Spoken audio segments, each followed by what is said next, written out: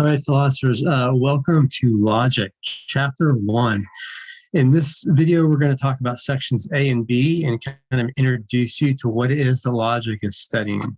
So, to begin with,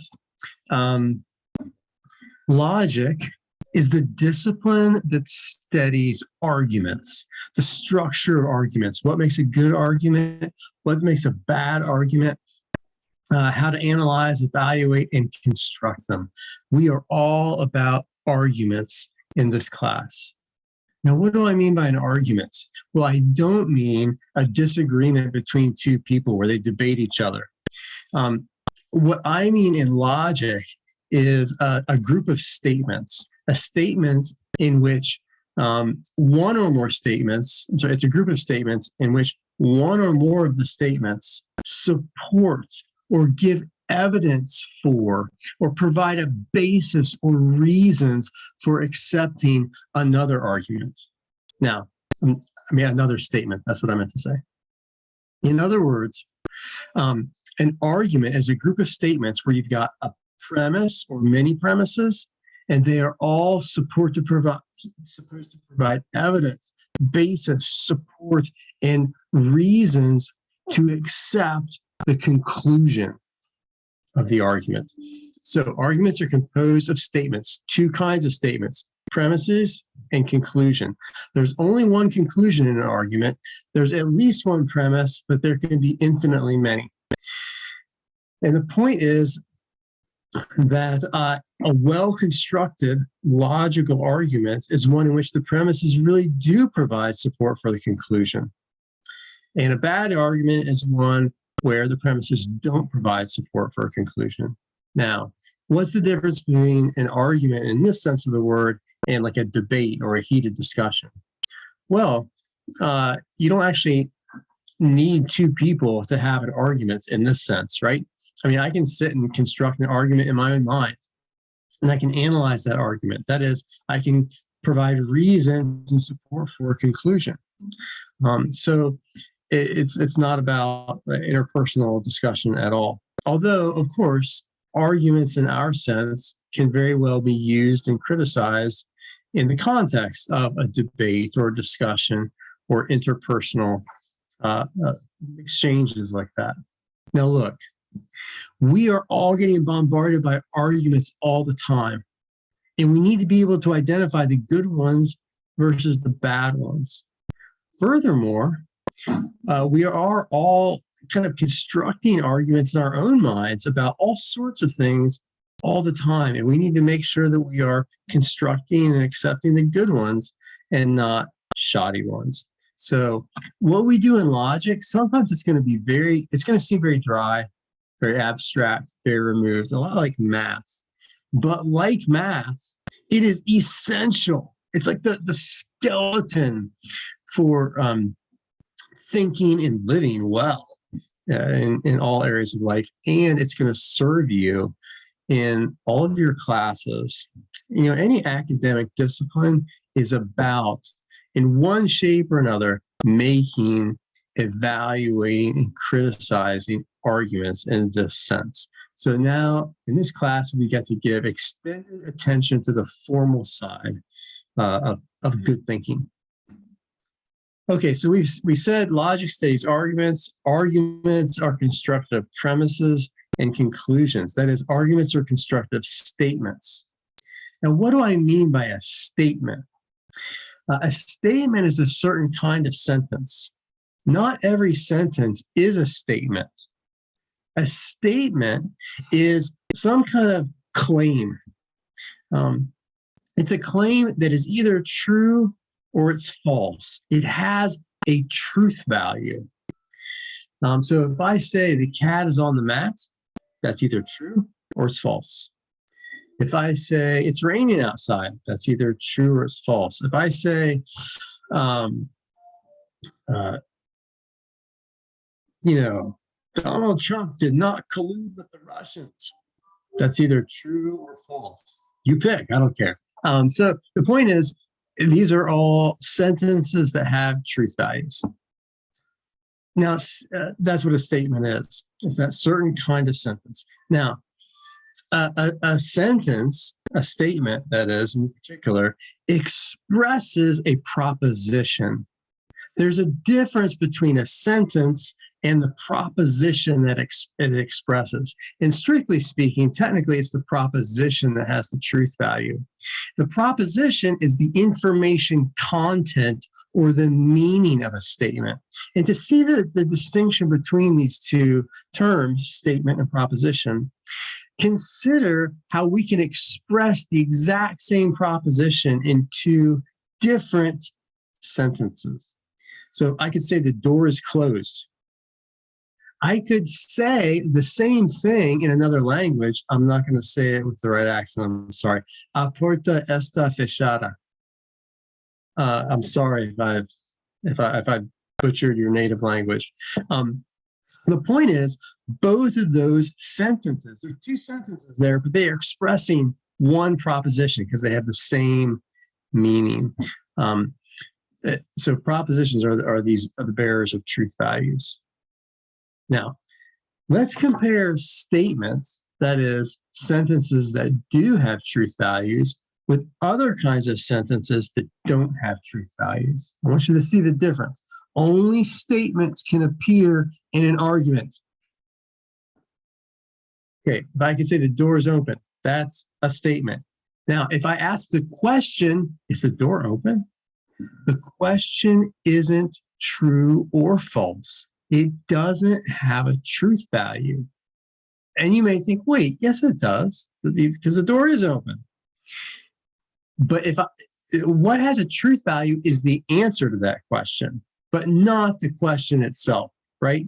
If I say if I ask the question, is the door open? That's got no truth value. If you answer and you say, yes, the door is open, that has a truth value, but that's not the question. That's an answer to the question.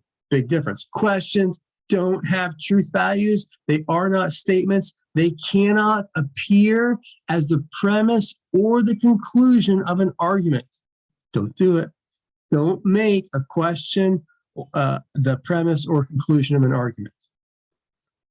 Similarly, consider commands, imperatives. If I say, close the door, that doesn't have a truth value. It can't be true that close the door. It's a category confusion. It can't be true that is the door open? The question's not true or false. The command is not true or false. Now, my command, it could be a good command. It could be a wise one. It could be a foolish one. It could be legitimate or illegitimate. But what it's not is true or false. It's neither. It doesn't have a truth value, and it cannot appear in a well-constructed argument. If I have a request, please close the door. That's not true. It's not false. Again, it may be a legitimate request. It may be illegitimate. It may be manipulative and exploitative. However, exploitative rather. It doesn't have a truth value. Or, I don't know. I don't remember the grammatical term for let's close the door. That's like hortative. I think that might be the word. Hortatory doesn't have a truth. It can't be true that let's close the door. Only statements have truth values, and only statements can appear in an argument. Right. That's what they're telling here. A proposal. Interesting. Okay. One of the crucial skills that I want all my students to have to carry away from this class is the ability to recognize arguments when they appear to you in the wild. Look, good people, you might someday read a newspaper, and I recommend you do so, or a book, or other texts, or someone may speak blocks of prose to you. And one of the questions you should be subconsciously asking yourself is, are they making an argument to me? Or are they just saying stuff? Now, there's a place for both. Not every legitimate claim has to be part of an argument. But we want to recognize when an argument is being made so that we can evaluate whether it's a good one, okay? When somebody makes an argument to you, what they're saying is, you should accept this conclusion on the basis of the evidence that I'm giving you. And we need to figure out, well, are they right? Should I accept that conclusion on this basis? So take, for an example, what we want to do is we want to find these arguments in the wild, as it were, and be able to like capture and tag them and put them in our zoo and label them as a good argument or a bad one. And we want to know the difference between the real arguments and different kinds of things. So take this example. Somebody says this to you: we should boycott that company. They've been found guilty of producing widgets that they knew were faulty, and that caused numerous injuries. Okay. Is there an argument here? Well, when you're trying to figure that out, here's the first question you should ask. Question number one is there a conclusion in here? That is there some statement which I am supposed to accept on the basis of other statements that are being made? That's the question. Now, look at that text. Is there a statement that you're supposed to accept on the basis of others? That is there a conclusion? The answer is yes, there is. There is a conclusion. There is a statement that you're supposed to accept on the basis of others. And that statement is the very first sentence in the paragraph. We should boycott that company. That's the takeaway point. That's the bottom line, the point they're trying to sell you. And on what basis are you supposed to accept that claim? Well, the statements that they make in the following sentence. The company's been found guilty of producing widgets they knew were faulty that caused numerous injuries. And, there might be some other implied statements here too. Those are the premises in that second sentence. And the conclusion is the first sentence. So this is an argument. Now we can ask, is it any good? That's a different story. Now, sometimes, not always, but sometimes, you can figure out whether an argument is being made by the use of certain indicator words. These indicator words are like red flags that are waved in a sentence for you and are saying, hey, I am a conclusion and I am a premise. Look at me. Those are really helpful. So what if we had said it the following way, like it's on the second example here? Since they have been found guilty of producing widgets that they knew were faulty, and that caused numerous injuries, we should therefore boycott that company. There are two indicator words highlighted in red here that tell us an argument is being made. The first word is since. All right. Now, after the word since, you will see a statement. In this case, a compound statement, a conjunction. The statement, and remember, a statement has to be basically like a complete thought that has a truth value, like a complete sentence, or it could be a complete sentence if you put a period after it. So here's the statement that follows since. They have been found guilty of producing widgets that they knew were faulty, and that caused numerous injuries. Boom, there's a statement. The statement that follows the word since is a premise. Since indicates premise. The statement that follows since is a premise. Now, the other indicator word is therefore. We should therefore boycott that company. In this case, the therefore is embedded in the middle of a statement. It could precede the statement, right? So the statement that it's embedded in is we should boycott that company. Now, that's either true or false. It's a statement. It could have gone before and said, therefore, we should boycott that company. The point is, the word therefore is indicating this statement is a conclusion. You should accept it on the basis of the other stuff I've asserted. In other words, either one of these keywords are indicating there's an argument being made here. Better check it out and see whether it's any good. Not every block of prose is an argument. Let me give you an example. Here I'm going to pick up, here's an excerpt picked at random from the letters of David Hume. I shall finish this subject, he says, by mentioning a slight complaint which the Duke made against Mr. Desmarets. He said that Mr. Ramsalt had sounded the harbor and that Mr. Fraser held the plummet, that it appeared plainly that the sand had risen 22 inches since the destruction of the jetties, that this fact was stated in a narrative composed by Mr. Ramsalt, and that Colonel Desmarets had refused to sign the narrative, though he could not but be sensible of its veracity. Now, set aside for a second the old-fashioned language and the kind of like, you don't know what's being talked about. Was that passage an argument? It wasn't. You know what it was? Just a narrative. Here's a bunch of stuff that happened, a bunch of stuff that people said. That's the kind of thing you read in a newspaper a lot. Doesn't mean the statements are false. Doesn't mean even that they're unjustified. What it means, though, is that he wasn't asking you to accept one statement on the basis of those others. He was just saying, this is true, and this is true, and this is true, and this is true. But making a bunch of statements, even if they're true, is not an argument. What makes it an argument is the relation, the evidential relationship between premises and conclusion. Some of those statements in an argument, they're supposed to provide evidence, reasons for another statement. Here's some more indicator words. Conclusion indicators. Therefore, consequently, it proves that. Thus, in conclusion, hence, I won't read them all.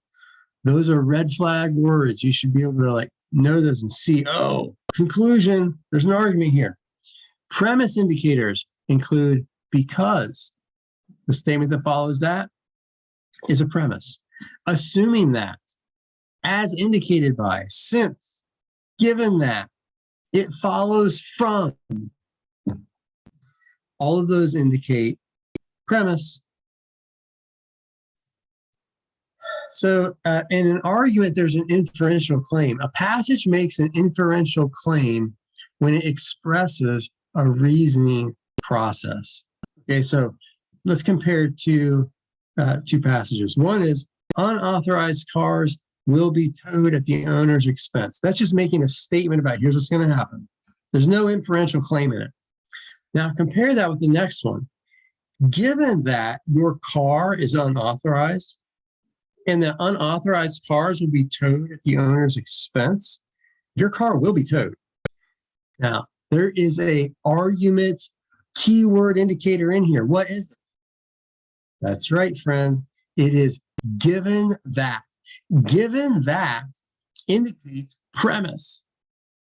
Your car is unauthorized, and unauthorized cars will be towed at the owner's expense. That's like the premise. Conclusion, your car will be towed. In other words, this sentence contains an inferential claim. It's an argument. All right, so here's practice ones. But is this an argument or not? And if so, what's the premise? What's the conclusion? Buy an Apple instead of a Windows computer because Apple computers have more features for graphic artists, and you are graphic artists. There is a keyword here, an indicator that indicates argument. What is it? Good. Because that's it. Good job. Now, in light of that, what's the conclusion and what's the premise? Right. So the premises are the statement, the compound statement that follows the word because. The premise, Apple computers have more features for graphic artists and you are a graphic artist. You can count that as one or two premises, either one. Conclusion comes before the because. Therefore, you should buy an Apple instead of a Windows computer. Now, here's what's weird about this. That conclusion is stated as a command. Buy an Apple instead of a Windows computer. And I told you that commands are not statements and they cannot appear in arguments. That's true. Everything I told you is true. However, in natural language arguments, like kind of informally expressed like this, you will sometimes see a command. Here's why. You could restate that command as a statement that at least grammatically does have a truth value. So if we restated it, it would be you should therefore buy an Apple instead of a Windows computer. And at least grammatically, that is a statement which should have a truth value. So it can be the conclusion of an argument. Now, here's another $1 million question. Should statements really have truth values? Are they true or false? For more on that question, which launched 1,000 ships, take Introduction to Ethics. We'll talk about it in meta ethics. But I'm not going to talk about it here because this is just logic class. Next example, you should buy an iPad instead of a notebook. You should also buy a Honda instead of a Toyota and a Panasonic television instead of a Sony. Is this an argument? No, it's not. You know what it is? Well, ask yourself this. If it's an argument, what's the conclusion and what are the premises? There's no indicator words. There's no even implied inferential claim in here. It's just a series of statements. One is not providing evidence for the others. It's just like, this is true, and this is true, and this is true. So no argument. All right, we'll talk about explanations and so forth in the next video. See you there.